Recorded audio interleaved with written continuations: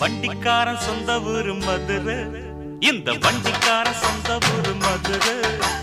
சண்டித்தனம் செய்யலாம குதிரை.